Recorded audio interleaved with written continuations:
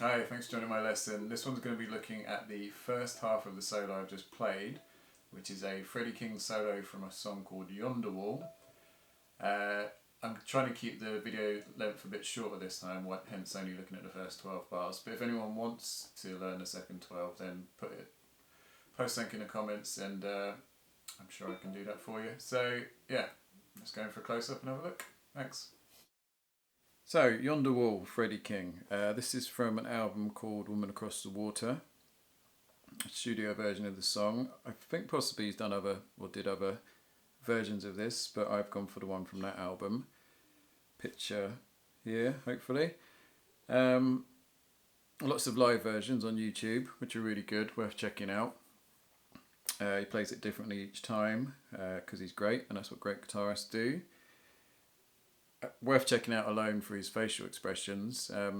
Freddie King's one of the all-time blues masters at guitar, but he's probably the number one when it comes to putting cool guitar faces. So that's worth looking at as well. Freddie King also is one of the Three Kings. You might have heard that before, along with B.B. King and Albert King. He's got his own style. It kind of falls in between, you could say, the two of them. In terms of positions and pentatonics used and stuff, lots of minor pentatonic, but also mixes the major really well. Uses the BB box a lot. Doesn't mean he necessarily got it from BB King. I don't know who did it first. Possibly neither of them. It's just a way to mix major and minor. Yeah. So like I said, I'm going to do the first half of the solo.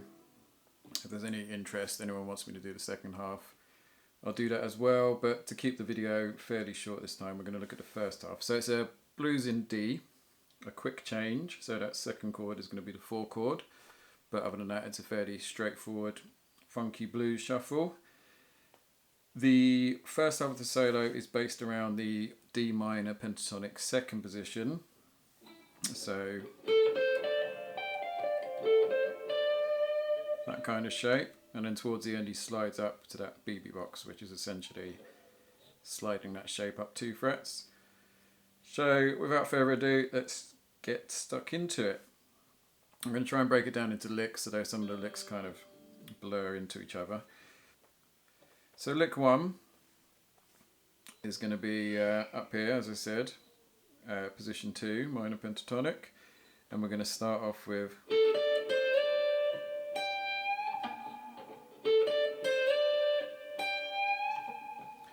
So that's 14 on the G, 15 on the B, 13 on the B, slide up to 15 again, and then bend up 1 step, the 15th fret on the E string.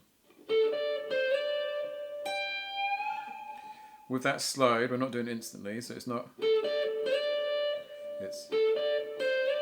So we're holding that 13 for a little bit.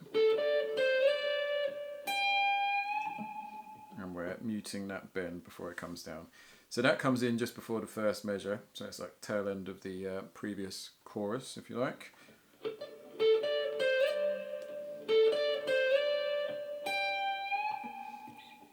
And that's lick 1. Lick 2 does another bend on the 15. I'll play it through first. So it's...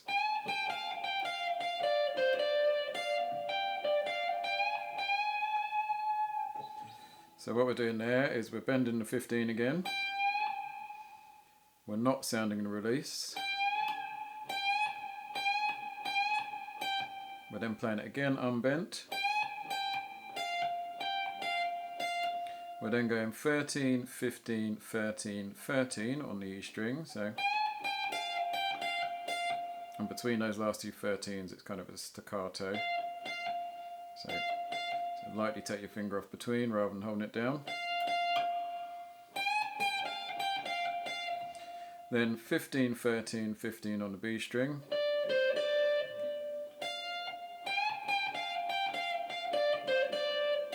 And then back to 13 on the E string.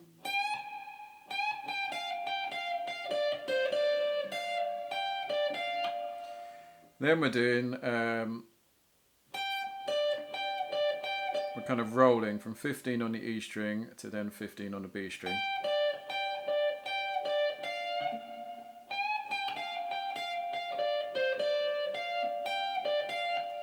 and then going 13 on the E again. So again, we don't want those two to bleed into each other. We don't want to go, we want them separate notes.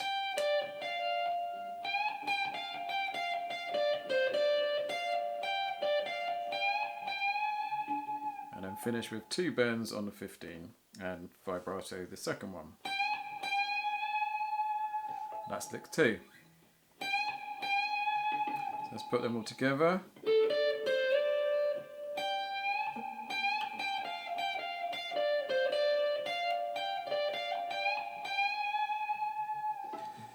Lick 3 starts where lick 2 ended, so just you're going to pick again that vibratoed bent 15th note. So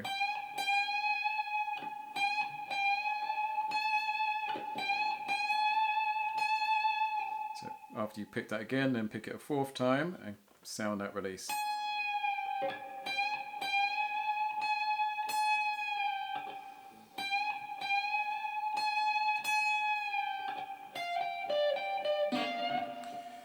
Then we're going to go 13 on the E, and then 15 on the E, and then 15 on the B, and then again 15 on the E, 15 on the B. So you really got to get that rolling mastered to separate those notes.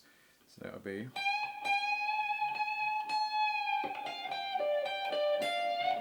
And then finish with a micro bend on the 13 using your first finger.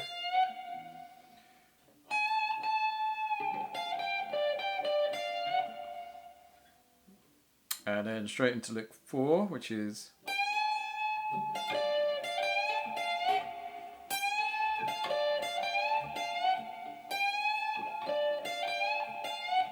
so that starts off with a classic Albert King lick, which is the old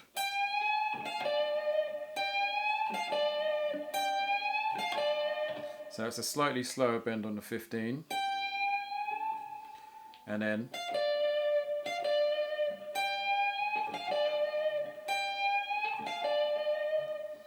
so after that bend,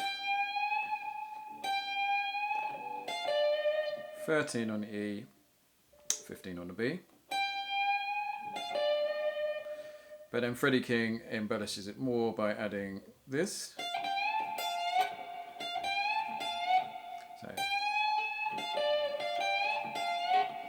So what he's doing there is playing the 13 again quickly and then bending up the 15 again.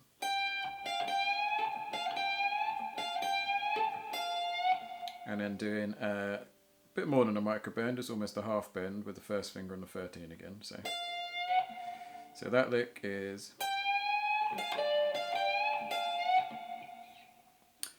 next lick is going to be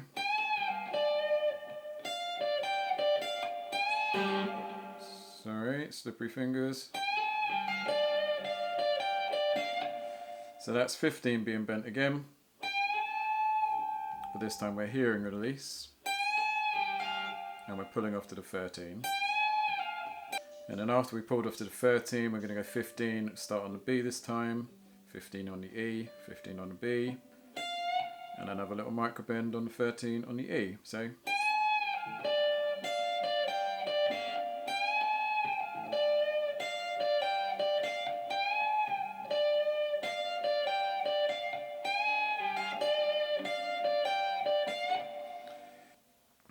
then we're going to go to the final part, which is going to sound like this.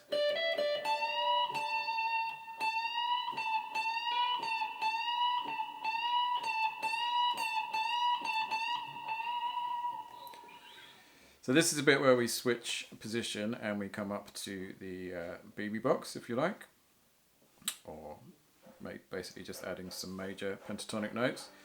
So it's going to start off, so think of it as that kind of position. We've been playing this little pyramid, sliding everything up 2 frets. So it's going to start 15, 17, 15 on the B, tone bend on the 17 E string, again don't sound it coming down, play it again, unbent. Then we're going to bend a tone and a half 6 times on this 17. So we kind of want that note there. And in between we're going to play it unbent. So 6 repetitions of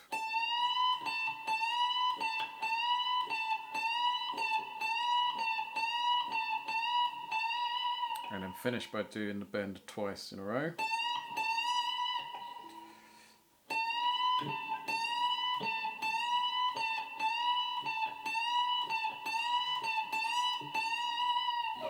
And then last one, a little bit of vibrato, and then just cut it off. So that lick all together.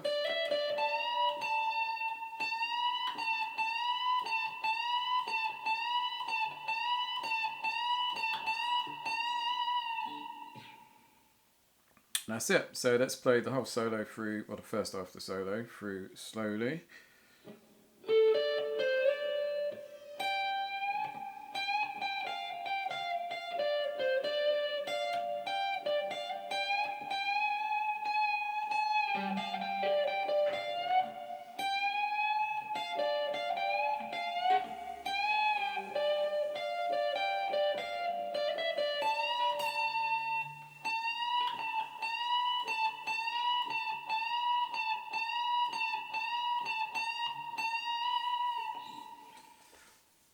That's your lot, first half of the solo. Like I said, I'm not going to do the second half because the video will be too long and the lights I have to use to record these videos are very hot, hence the slippery fingers. So I'm going to call it a lesson there. Yeah, so if you do want to learn the second half, basically everything shifts down to minor pentatonic position 1, but there's also some cool additions of the major pentatonic, which he does in a way which is, I think, fairly unique to him and definitely quite educational if you're trying to learn how to do that. Stuff like this.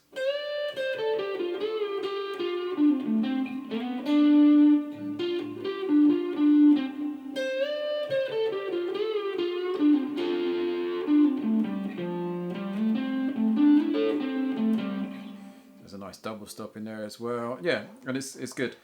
I taught the first half because obviously, naturally, that's the order you teach things, but I think the second half is more enjoyable to play. So check it out, put in the comments if you want a lesson on it, and hope this helps someone out there. Thank you very much for watching, and yeah, see you for another. Cheers.